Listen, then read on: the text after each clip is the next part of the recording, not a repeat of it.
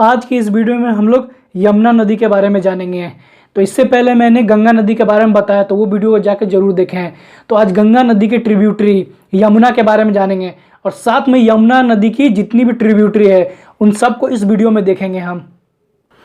अगर आप मेरे चैनल प्योर कॉन्सेप्ट क्लास में नए हो तो सब्सक्राइब कर लीजिएगा। मेरा नाम शशि रंजन है। यमुना नदी गंगा की दूसरी सबसे बड़ी ट्रिब्यूटरी है, यानी सहायक नदी है। यमुना नदी की ओरिजिन उत्तराखंड के लोअर हिमालयन के साउथ वेस्टर्न बंदरपूछ हिल के यमुनोत्री ग्लेशियर से निकलती है, जो कि 6387 मीटर सी लेवल के ऊपर में है।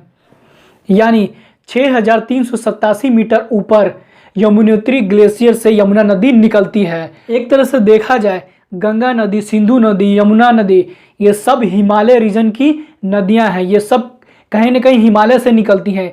इसी वजह से इसमें साल भर पानी रहता है। कहने का मतलब ये कि मानसून पे ये डिपेंडेंट नहीं रहती है।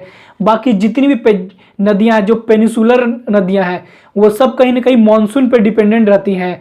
अगर अच्छी बारिश हुई तो उनमें सालों भर पानी रहता है, अगर नहीं हुई तो फिर गर्मी के सीजन आते आते उसमें पानी सूखने लगता है। पर जो भी हिमालयन रीजन से जितनी भी नदियां निकलती है उन सब में साल भर में पानी रहता है और वो सब नदियां सालों भर प्रवाह होते रहती हैं। यानी ज़्यादा गर्मी की वजह से क्या होता है कि ग्लेशियर पिघलने लगता है और इसके वजह से उनका जो पानी का लेयर है वो बरकरार रहता है।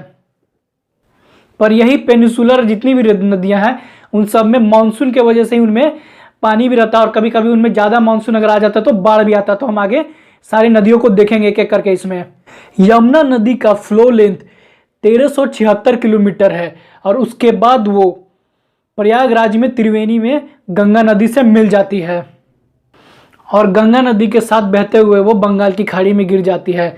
तो देखा जाए तो जितनी भी नदियां हैं, छोटी नदियां, बड़ी नदियां, वो कहीं ना कहीं गंगा नदी से आके मिलती हैं और उसके बाद वो सारी की सारी नदियां बंगाल की खाड़ी में गिर जाती हैं। कुछ जो डायरेक्ट मिलेंगी जैसे यमुना, सोन, ये सब जो नदियां हैं ये डायरेक्ट गंगा नदी से मिलती हैं और कुछ नदियां ऐसी भी जो इनडायरेक्ट रूप से गंगा नदी से मिलती है। तो वो हम यमुना के ट्रिब्यूटरी में हम देखेंगे। यमुना नदी उत्तराखंड, हिमाचल प्रदेश, हरियाणा, दिल्ली और उत्तर प्रदेश में बहती है। मतलब इन राज्यों में ये फ्लो करती हैं। यानी उत्तराखंड से शुरू होती हैं, उसके बाद हिमाचल प्रदेश, हरियाणा, दिल्ली और उत्तर प्रदेश में आके गंगा नदी से मिल जाती है।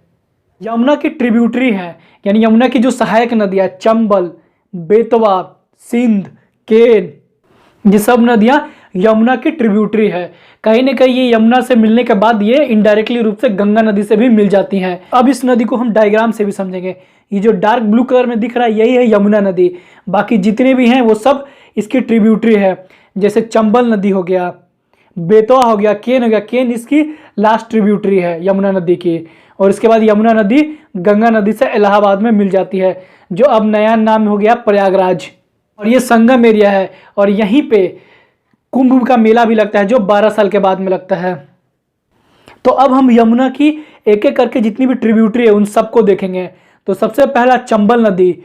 चंबल नदी मालवा के पठार के निकट जाना पाव पहाड़ बाचू पॉइंट से निकलती है और चंबल नदी का फ्लो लेंथ 1024 किलोमीटर है, जो कि चंबल नदी मध्य प्रदेश से प्रवाह होकर राजस्थान में और उत्तर प्रदेश के इटावा में यमुना नदी में मिल जाती है। और तो चंबल नदी यमुना की सहायक नदी है और यमुना नदी से मिलकर इनडायरेक्टली रूप से गंगा नदी से भी मिल जाती है, जैसा कि आप डायग्राम में भी देख रहे हैं। तो चंबल नदी पे 4 डैम का निर्माण किया गया है, जिससे हाइड्रो पावर जनरेशन भी किया जाता है और ये चारों डैम सीरीज वाइज लगाए गए हैं। यानी ये कुछ दूर किलोमीटर पे लगाया गया है, जैसे 20 किलोमीटर, 30 किलोमीटर, 40 किलोमीटर पे, ऐसे ये सीरीज वाइज लगाया गया है। और इसी सीरीज वाइज लगाने यानी इन्हीं डैम के वजह से खेती के सिंचाई का भी काम किया जाता है, जिससे अच्छा से खेती भी हो सके। और कोटा शहर भी चंबल नदी के किनारे पे स्थित है। कहीं ना कहीं डैम ये सिंचाई के साथ साथ लोगों की प्यास भी मिटाती, पीने का पानी का कमी भी होता है वो इन्हीं डैमों से दूर किया जाता है। और एक इंपॉर्टेंट पॉइंट बता दूं कि कोटा शहर भी चंबल नदी के किनारे पे स्थित है। तो कहीं ना कहीं देखा जाए तो बहुत सारे ऐसे सिटी हैं जो नदी के किनारे पे ही बसे हुए हैं। डैमों को देख लेते हैं। जो 4 डैम हैं, पहला गांधी सागर डैम मध्य प्रदेश राजस्थान के बॉर्डर पर स्थित है। राणा प्रताप सागर डैम जो 52 किलोमीटर दूर गांधी सागर से राजस्थान के चित्तौड़ जिले में स्थित है। जवाहर सागर डैम कोटा राजस्थान में स्थित है और कोटा बैराज भी यही कोटा सिटी में है। तो हम देखते हैं चंबल नदी के ट्रिब्यूटरी यानी सहायक नदी, जैसा कि आप डायग्राम में भी देख रहे हैं, बनास, मेज, पार्वती, काली सिंध, सिप्रा, ये जो है ये चंबल की सहायक नदियां हैं। अब सिंध को मिक्स मत कर दीजिएगा क्योंकि सिंध जो है वो यमुना नदी की ट्रिब्यूटरी है, पर ये काली सिंध है जो चंबल नदी की ट्रिब्यूटरी है। दो अलग अलग नदियां हैं, जैसे कि आप डायग्राम में भी देख सकते हैं। तो इन नदी जितनी भी चंबल की सहायक नदियां, इन सबको एक एक करके देखेंगे। अब हम देखते हैं बनास नदी। तो बनास नदी यानी बनास का मतलब भी जान लेते हैं। बनास का मतलब होता है वन की आस यानी होप ऑफ फॉरेस्ट। तो इस बनास का मतलब ये होता है। तो अब हम जानते हैं बनास नदी का ओरिजिन।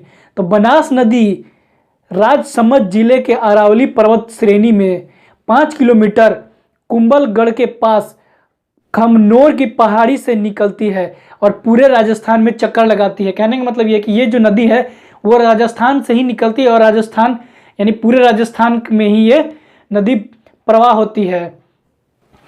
मतलब बनास नदी का फ्लो लेंथ है 512 किलोमीटर, जो कि पूरे राजस्थान में ही ये फ्लो होती है। और सवाई माधेपुर में ये चंबल नदी से मिल जाती है और चंबल नदी यमुना नदी से मिलती है। तो देखा जाए तो बनास नदी चंबल नदी की सहायक नदी है। तो अब हम देखते हैं नेक्स्ट पार्वती नदी। पार्वती नदी 610 मीटर ऊंचे विंध्याचल पर्वत रेंज से शहडोल जिले के मध्य प्रदेश से निकलती है। मध्य प्रदेश और राजस्थान में है और पार्वती नदी 471 किलोमीटर प्रवाह होती है, यानी इसका फ्लो लेंथ है 471 किलोमीटर। और पार्वती नदी मुरैना में चंबल नदी से मिल जाती है और चंबल नदी के साथ मिलकर यमुना नदी में मिल जाती है। तो देखा जाए कहीं ना कहीं जितनी भी नदियां हैं भारत की जो छोटी छोटी, ये चंबल नदी, तो चंबल नदी यानी पार्वती नदी चंबल नदी से मिलती है और चंबल नदी मिलती है यमुना नदी से और यमुना गंगा से। तो देखा जाए तो इनडायरेक्ट रूप से जितनी भी छोटी नदियां हैं वो सब जाके गंगा नदी से मिलते हैं, बंगाल की खाड़ी में गिर जाती हैं। और पार्वती नदी सिर्फ दो ही राज्य में फ्लो होती है। पहला जहाँ से ओरिजिनेटेड होती है मध्य प्रदेश से और राजस्थान में, यानी राजस्थान में या मुरैना में जाके चंबल नदी से मिल जाती है। अब हम देखते हैं काली सिंध रिवर। तो काली सिंध नदी मध्य प्रदेश के देवास जिले से बगाली गांव के निकट विंध्याचल पहाड़ी से निकलती है, जो कि मालाबार रीजन से प्रवाह होने वाली सबसे बड़ी नदी है। यानी जो मालाबार रीजन है उसमें सबसे बड़ी नदी काली सिंध नदी है। और हमने देखा कि पार्वती नदी भी विंध्याचल रेंज से निकलती है, पर काली सिंध रिवर ये भी विंध्याचल से निकलती है, लेकिन ये सबसे बड़ी नदी है। काली सिंध नदी मध्य प्रदेश में प्रवाह होने के बाद राजस्थान के कोटा में नरौरा नामक स्थान पर चंबल नदी से मिल जाती है। उसके बाद काली सिंध नदी मध्य प्रदेश में 405 किलोमीटर और राजस्थान में 145 किलोमीटर प्रवाह होती है, यानी टोटल फ्लो लेंथ है काली सिंध नदी की 550 किलोमीटर। कभी कभी आपसे एग्जाम में पूछ सकता है कि यह मध्य प्रदेश में कितना किलोमीटर फ्लो होती है और राजस्थान में, तो मध्य प्रदेश में 405 किलोमीटर और राजस्थान में 145 किलोमीटर। और मानसून के समय में काली सिंध नदी में बाढ़ भी आता है, तो इसी की वजह से यहाँ पे बांध बनाया गया है। तो काली सिंध नदी पे काली सिंध डैम का भी निर्माण किया गया है, जो कि राजस्थान के झालावाड़ जिले में है। अब देखते हैं छिप्रा नदी। तो छिप्रा नदी इंदौर के उज्जैन मुंडला जिला की ककड़ी बलरी नामक स्थान से निकलती है, यानी भारत के पवित्र नदियों में से एक नदी है हमारी छिप्रा नदी। उज्जैन में हर 12 साल में कुंभ यानी जो सिंहस्थ कुंभ है वो छिप्रा नदी पे ही किया जाता है, क्योंकि जितने भी हमारे जो भी 12 ज्योतिर्लिंग हैं उनमें से एक ज्योतिर्लिंग यानी महाकालेश्वर ज्योतिर्लिंग ये छिप्रा नदी के तट के किनारे पे ही है, जो कि उज्जैन में है। और छिप्रा नदी 196 किलोमीटर प्रवाह होती है, यानी फ्लो लेंथ इसका 196 किलोमीटर, यानी 196 किलोमीटर प्रवाह होने के बाद यानी फ्लो लेंथ इसका। इसके बाद मध्य प्रदेश राजस्थान के बाउंड्री पे मंदसौर जिले में ये चंबल नदी से जाके मिल जाती है। अब देखते हैं बेतवा रिवर के बारे में। तो बेतवा रिवर मध्य प्रदेश के रायसेन जिले के कुम्हाड़ा गांव से निकलकर उत्तर पूर्वी दिशा में बहती हुई भोपाल, विदिशा, झांसी, ललितपुर जिले से होकर बहती है। ये जो नदी है ये यमुना नदी की सहायक नदी है। भोपाल शहर यानी जो मध्य प्रदेश की राजधानी है वो बेतवा नदी के किनारे पर ही है। देखा जाए तो जितने भी बड़े बड़े शहर है यानी देश में जितने भी राज्य और राजधानियां वो सब कहीं ना कहीं किसी नदी पे ही के किनारे पे ही बसी हुई थी। जैसे देखा जाए गंगा नदी, पटना जो है वो गंगा नदी के किनारे पे, हैदराबाद मूसी नदी पे, लखनऊ गोमती नदी पे, दिल्ली यमुना नदी के किनारे पे, उसी तरह से कानपुर हो गया, बनारस हो गया, ये सब कहीं ना कहीं ये गंगा नदी के किनारे पे स्थित थी, क्योंकि यही नदी मेन सोर्स होती थी आदमियों के जो सिंचाई का काम हो गया, पीने का काम हो गया, ये सब इसी नदियों के कारण से होता था। इसी वजह से जितनी भी सभ्यताएं हैं वो सब इन्हीं नदियों के किनारे पे बसी हुई है। तो बेतवा नदी यमुना की सहायक नदी है।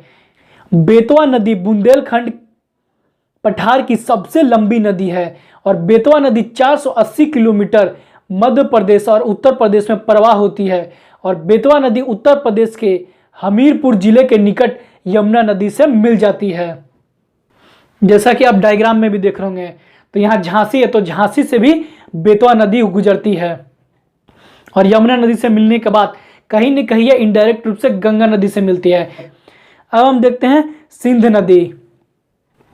सिंध नदी का ओरिजिन मध्य प्रदेश के विदिशा जिले के गांव नैनवास में स्थित है और सिंध नदी भी यमुना की सहायक नदी है और यह नदी मध्य प्रदेश में उत्तर पूर्व दिशा की ओर बहती है, यानी जो इसका फ्लो है वो नॉर्थ ईस्ट डायरेक्शन में है सिंध नदी का। सिंध नदी मध्य प्रदेश से लेकर उत्तर प्रदेश तक 470 किलोमीटर तक प्रवाह होती है, यानी फ्लो लेंथ है इसका 470 किलोमीटर, जो कि मध्य प्रदेश से उत्तर प्रदेश तक होती है। उत्तर प्रदेश के जगमनपुर में सिंध नदी यमुना नदी से मिल जाती है और सिंध नदी यमुना नदी से मिलकर आगे बहती है और गंगा नदी से इनडायरेक्ट रूप से ये भी मिल जाती है। तो अब हम देखते हैं केन नदी के बारे में। यानी ये जो नदी है केन नदी, ये आखिरी नदी है जो यमुना नदी से मिलेगी, यानी ये आखिरी सहायक नदी है। और भी नदी है छोटी छोटी, लेकिन ये इंपॉर्टेंट है। केन नदी का ओरिजिन मध्य प्रदेश के कैमूर रेंज के कटनी जिले में स्थित है। यानी एक तरह से देखा जाए तो केन नदी यमुना की अंतिम सहायक नदी है, क्योंकि इसके बाद यमुना नदी गंगा नदी से मिल जाती है। अब हम केन नदी का प्रवाह क्षेत्र को भी देख लेते हैं। तो केन नदी मध्य प्रदेश से निकलकर उत्तर प्रदेश तक 427 किलोमीटर तक प्रवाह होती है और केन नदी उत्तर प्रदेश के बांदा जिले के जिला घाट में यमुना नदी से मिल जाती है। केन नदी बुंदेलखंड रीजन की सबसे बड़ी प्रवाह होने वाली नदी भी है, यानी जो बुंदेलखंड डिस्ट्रिक्ट है उसमें भी सबसे ज्यादा फ्लो रेट केन नदी का है। जैसा कि आप डायग्राम में भी देख रहे होंगे कि केन नदी आखिरी नदी है यमुना नदी की सहायक नदी। जितनी भी ये नदियां थी ये सब कहीं ना कहीं यमुना नदी की ट्रिब्यूटरी थी और इनडायरेक्ट रूप से ये गंगा की भी ट्रिब्यूटरी थी, यानी गंगा की भी ये सहायक नदियां थी। और विश्व के ऐसे बहुत कम ही देश है जिनके पास इतनी नदियों का बहाव क्षेत्र एरिया है, यानी जो फ्लो एरिया है वो बहुत कम ऐसे कंट्री है जिनके पास में इतनी नदियां हैं, यहाँ जितना भारत के पास में नदियां हैं। तो अगले वीडियो में इससे रिलेटेड जितने भी क्वेश्चन बनते हो तो वो बताऊंगा। उसके बाद मैं जितनी भी गंगा की बची हुई जितनी भी सहायक नदियां उन सबको कराऊंगा। इस वीडियो को मेरे इस वीडियो को ज़्यादा से ज़्यादा लाइक कीजिएगा, शेयर कीजिएगा, सब्सक्राइब कीजिएगा। Thank you for watching.